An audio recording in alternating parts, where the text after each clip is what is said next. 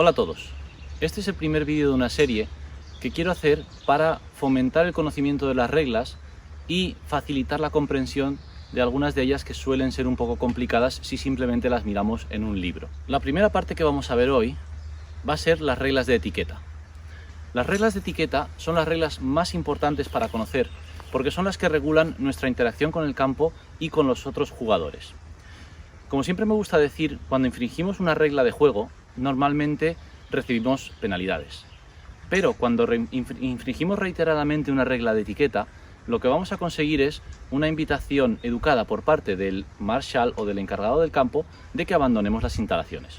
Con lo cual es muy importante para nuestra vida como jugadores de golf que sepamos perfectamente las reglas de etiqueta y en ningún caso fallemos en su cumplimiento. Lo primero que vamos a ver es la regla de vestimenta.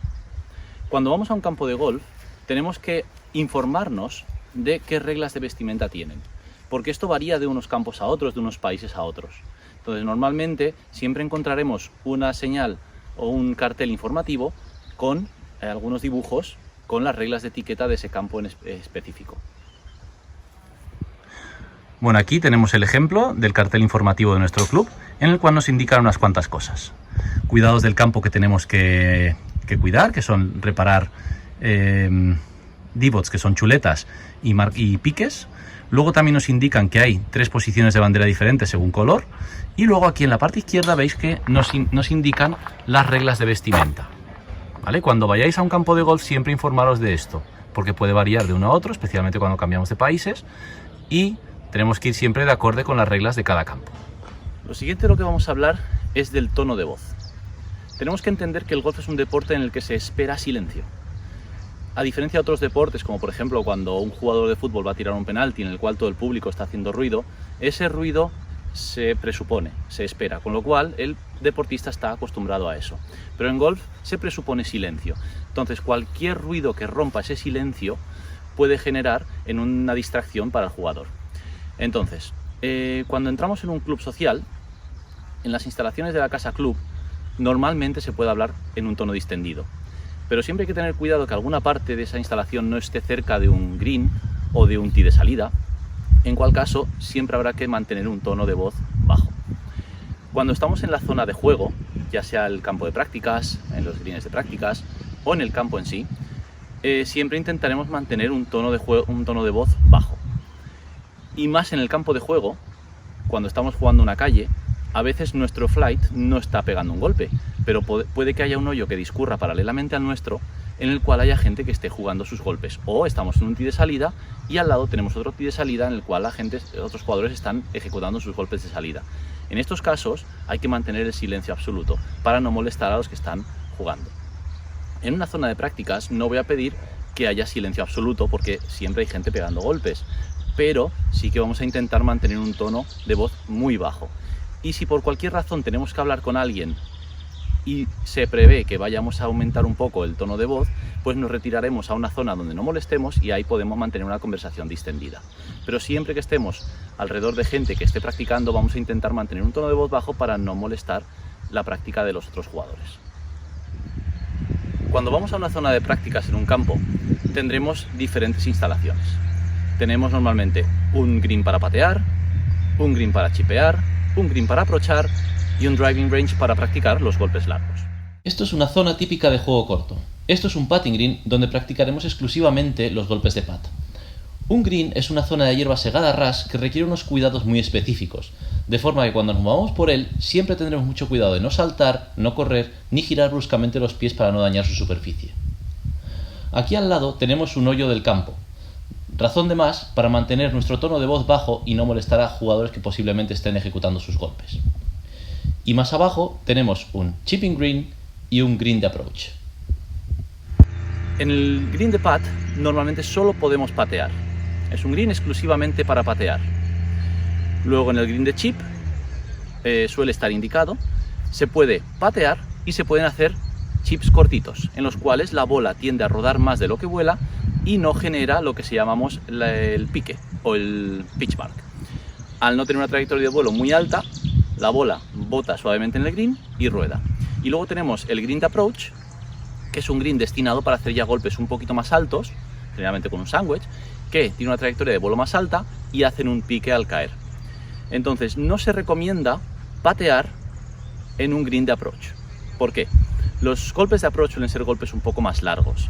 Entonces si hay alguien pateando en ese green, estamos molestando al resto de gente que quiere hacer golpes hacia allí y estamos incurriendo también en un pequeño riesgo, porque si alguien no nos ha visto y hace un golpe, podemos recibir un bolazo. Entonces el green de approach suele tener banderas un poco más altas, suele ser un poco más pequeño y en ese green no se recomienda patear. Además, es un green que va a tener normalmente piques. Si pateamos en un green con piques irregular, pues no es muy buena práctica. Siempre es mejor patear en el green de pat o en su defecto en el green de chip.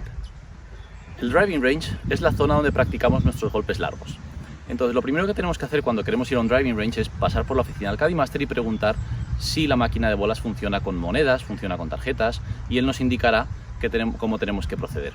También conviene preguntar si hay una zona habilitada de hierba, porque en los campos de práctica solemos tener alfombras, pero hay campos de prácticas que también tienen zona de hierba. Lo que pasa es que a veces esa zona de hierba puede estar cerrada y no queremos ponernos a practicar en una hierba que en principio no está habilitada para el juego. Entonces el Caddy Master nos indicará cómo debemos proceder en todo momento. Ya estamos en el driving range, que es la zona donde practicaremos los golpes largos y donde tendremos una zona asignada para nuestro entrenamiento. Veis que detrás también hay gente que tiene sus zonas y entonces para evitar cualquier peligro, cuando estemos practicando nos quedaremos en nuestra zona de entreno y si queremos movernos tendremos que salir directamente hacia detrás por lo menos unos 3 metros y desde ahí ya nos podremos mover lateralmente sin ningún peligro. En un driving range cuando golpeamos recto no hay ningún problema. Pero a veces, a los laterales, suele haber hoyos del recorrido donde hay jugadores desarrollando su juego. Si fallamos un golpe y la bola va directa a esos hoyos, deberemos gritar "for", de forma que la gente sepa que hay una bola dirigida hacia ellos y puedan cubrirse de la forma que crean necesaria. Como ya hemos hablado en los driving range, los jugadores están concentrados en su juego. Entonces tenemos que intentar siempre mantener un tono de voz bastante bajito para no molestar al resto de los jugadores. Y cuando terminamos de practicar, el cubo de bolas que hemos utilizado para traer nuestras bolas, deberemos devolverlo ya sea en la máquina de bolas o en los lugares habilitados para ello que haya a lo largo del campo de prácticas. Bueno, ahora vamos al campo de juego. Cuando queremos salir al campo, lo primero que tenemos que hacer es pasar por la oficina del Caddy Master. Ahí nos informarán de qué vueltas, si la del 1 o la del 10 está disponible, horarios de salida. Normalmente si queremos salir a una hora determinada mejor llamar con antelación para que nos reserven la hora. Y ahí pues si somos socios o no somos socios tenemos que pasar por ahí también para que ellos lleven un registro de la gente que está en ese momento en el campo. Cuando vamos al tee del 1 siempre deberemos estar unos 5 o 10 minutos antes de nuestra hora de salida por si hay que hacer algún cambio de última hora que estemos presentes en ese momento. Si es un torneo, más importante todavía, estar 5 minutos antes como mínimo de la hora de salida en el tee. El orden de salida en un torneo siempre lo va a estipular el comité. Luego, en el campo, cuando ya estamos en el campo, generalmente el orden de salida será el resultado bruto más bajo en el hoyo anterior, sale primero. A no ser que estemos aplicando el Ready Golf. Ready Golf es una modalidad que se ha sacado en la última actualización de las reglas, que es para agilizar el juego. Cuando aplicamos el Ready Golf, el orden de juego normal se puede alterar. Cuando alguien está preparado para pegar su golpe, si el que tiene el honor en ese momento está ocupado o no está en su bola, pues el que está preparado dice, oye, que voy a pegar la bola, y juega. De esta forma hacemos que el proceso sea un poco más ágil y ahorramos un poco de tiempo. Y ahora entramos en una parte muy importante que es el ritmo de juego. Normalmente en los campos siempre hay unos horarios previstos que suelen estar en el reverso de las tarjetas que nos dice a qué hora tenemos que estar en tal hoyo. Entonces, cuando nosotros vemos que llevamos un retraso con respecto a ese horario previsto, si llevamos a alguien detrás, deberemos dejar paso. El ritmo de juego es muy importante mantenerlo, sobre todo cuando el campo está lleno de gente. Siempre debemos mantener nuestro sitio con respecto al grupo que nos precede. Si en un momento dado perdemos hoyo, eso significa que el hoyo que llevamos delante nuestro está vacío, obligatoriamente debemos dejar paso. Dejar paso significa que al flight que llevo detrás le hago así una señal con la mano para que pase, yo me aparto, me escondo detrás de un árbol para no recibir un pelotazo y cuando ha pasado intento mantenerme a su mismo ritmo de juego. ¿En qué otros casos hay que dejar paso? Normalmente cuando golpeamos una bola a una zona de difícil acceso, que tendremos dificultad para encontrar la bola, en el momento en que empecemos a buscar y vemos que no podemos encontrarla fácilmente, tenemos 3 minutos para encontrar esa bola, según las reglas. Entonces, en el momento que empezamos a buscar la bola, si hay un flight detrás nuestro que está esperando, deberemos dejarles paso. Después seguimos buscando nuestra bola y seguiremos jugando detrás de ellos. ¿Cuándo más debemos dejar paso? Pues si vemos que vamos a un ritmo más lento, aunque vayamos a un ritmo correcto, pero vamos un poco más lentos que el flight que íbamos detrás y lo estamos reteniendo sin nadie por delante nuestro, pues les dejamos pasar y así vamos a ir más tranquilos todos. Ellos que van a jugar a su ritmo cómodo y nosotros que no vamos a tener que estar pendientes de si llevamos a alguien detrás o no. Una cosa muy importante del paso es que el paso no se pide, el paso se da. Yo como jugador no debo pedirle paso a un flight que llevo delante mío, aunque realmente vea que están jugando más lentos que yo. Es obligación de cada jugador ser consciente en qué momento debemos dejar paso, ya sea porque estamos en una situación difícil buscando, o hemos perdido hoyo, o estoy jugando más lento que el flight que llevo detrás. En ese momento yo tengo que ser consciente de dar paso. De forma que siempre acordaros, el paso no se pide, el paso se da. Bueno, ahora vamos a ver los cuidados que tenemos que tener en el campo cuando estamos jugando. Chuletas, piques y bunkers. Son 3 cosas muy importantes que tenemos que atender cuando estamos jugando. La chuleta es el trozo de césped que sacamos cuando pegamos un golpe al suelo, y eso, cuando son medianamente grandes y las vemos claramente, esas tenemos siempre que reponerlas, para que la bola de otro jugador que venga detrás nuestro no se la encuentre dentro de ese agujero. Cuando sacamos un poquito de hierba tal, basta con que pisemos un poco la zona, pero lo que repito, si la chuleta es grande, claramente visible, la recolocamos en su sitio. No debemos sacar nunca chuletas en los swings de prácticas. Cuando hacemos swings de prácticas, conviene hacerlos siempre golpeando un poquito de aire. Si ese es un jugador bastante experimentado y sabe que cuando hace el swing de prácticas roza levemente el césped, rozamos el césped, pero cuidado, cuando somos un poco principiantes, a veces queremos rozar césped y en cambio hacemos un agujero en el suelo. En ese caso, siempre intentar hacer los swings de prácticas solo para soltar o solo para coger un poquito de fluidez. En los tees de salida, no se recomienda hacer el swing de prácticas dentro del tee de salida. Si hacéis un par de swings de prácticas con el drive, sin tocar suelo, no pasa nada. Los profesionales vemos que lo hacen cada día en los torneos. Pero en según qué campos sí que os pueden prohibir hacer swings de prácticas en los tees de salida. Por lo que he dicho antes, mucha gente cuando hace el swing de prácticas no tiene miramientos y hace un agujero en el suelo. Entonces eso no está bien. Piques. Cuando la bola vuela desde una altura considerable y cae en un green que esté medianamente húmedo, la bola hará un agujero y a eso se le llama pique. En ese caso es muy importante que con un arreglapiques, como vemos esta herramienta, arreglemos ese pique. De forma que ese pique arreglado tardará 5 o 6 días en estar completamente bien.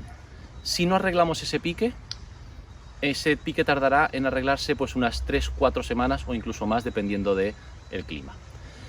Si no hemos hecho pique, siempre vamos un poquito pendientes, porque si yo me encuentro un pique en el green, aunque no sea mío, siempre lo voy a arreglar, porque eso va en beneficio de nosotros y del resto de los jugadores.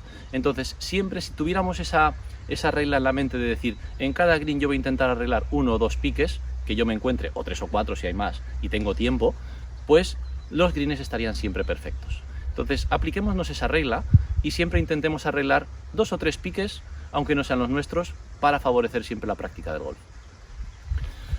Los bunkers, ahora mismo con las reglas COVID, no hay rastrillos en los bunkers. Cuando hay rastrillos, siempre tenemos que intentar rastrillar, siempre tenemos que rastrillar los bunkers después de jugar en ellos, alisando el golpe que hemos hecho y todas las huellas que hayamos podido ocasionar dentro del bunker. La forma de entrar al bunker siempre es el camino más cercano posible a la bola y evitando lo que son los taludes muy inclinados. ¿Por qué? Si entro o salgo por un talud muy inclinado, voy a hacer un daño muy grande al bunker. Entonces siempre intentaremos entrar por zonas planas, pero cercanas a la bola, y así evitamos hacer muchas pisadas hasta llegar a nuestra bola. Ahora con las reglas COVID no hay rastrillos, entonces lo que tenemos que hacer siempre es intentar andar generando el menor daño posible en el bunker, y cuando hayamos hecho nuestro golpe, alisar con el pie los desperfectos más grandes que hayamos ocasionado, ¿vale? Otro cuidado que tenemos que tener en el campo son las estacas. Muchas estacas son obstrucciones movibles, es decir, que si mi bola va a reposar cercana a una estaca y me molesta, yo puedo quitarla. Ojo que en algunos campos las reglas locales nos dicen que las estacas son obstrucciones inamovibles, con lo cual en ese caso no las puedo quitar. Lo que podría hacer es dropar mi bola sin penalidad por la regla de la obstrucción inamovible, pero no quitar la estaca. Pero donde pueda quitar una estaca, ya sea una estaca roja porque mi bola no está dentro de la zona de penalización o una estaca de distancias, luego tengo que asegurarme de reponer la estaca donde estaba, porque así no molestaré a otro jugador que venga detrás mío y diga, uy, esta estaca que hace aquí en el suelo. No, siempre repondremos las estacas que quitemos. Pero lo que digo, siempre vigilar las reglas locales que nos digan si las estacas se pueden mover o no, las cuerdas que nos encontremos de señalización en el campo, si se pueden mover o no, y entonces si se pueden mover, se moverán porque serán obstrucciones movibles. Si no se pueden mover, serán obstrucciones inamovibles y nos aliviaremos bajo la regla de obstrucción inamovible, la cual explicaremos más adelante en la serie de vídeos. Otro cuidado que tenemos que tener en el campo es por dónde pasamos nuestros carritos con las bolsas. Cuando llevamos la bolsa al hombro, nuestra movilidad es muy grande, podemos pasar por encima de un green, aunque intentamos evitarlo en la mayor medida, pero podemos ir por encima de un green, podemos ir por una zona estrecha entre green y bunker, pero cuando llevamos un carrito siempre tendremos que tener mucho cuidado por dónde pasamos ese carro. Cuando encontramos un green, por supuesto, a través del green nunca podremos pasar un carro, pero cuando encontramos un paso estrecho entre el green y el bunker, que solo haya una hierba de antegreen, hay que tener cuidado porque si pasamos todo el mundo por ahí, pues al final acabaremos estropeando la hierba y no tendremos más hierba en esa zona. Entonces siempre evitaremos los pasos estrechos entre green y bunker. También mucha atención a las señalizaciones. Cuando llegamos a un green encontraremos en muchos sitios señalizaciones que nos indicarán por dónde podemos pasar con los trolleys o no. Entonces seguir siempre esas indicaciones. Pero a falta de ellas, seguir esta regla. Si el paso estrecho es muy estrecho entre el green y el bunker, no paséis por ahí. Dar la vuelta alrededor del bunker. Si el paso entre green y bunker es bastante ancho, hay una zona de rough, por supuesto siempre pasar por la zona de rough, que es más dura y no se estropeará tanto con el paso de los carros. Entonces, si todos seguimos estas reglas de comportamiento en el campo y de cuidados con el campo, vamos a encontrarnos siempre los campos en mejor condición y disfrutaremos más del juego del golf. Así que vamos a seguirlas todos.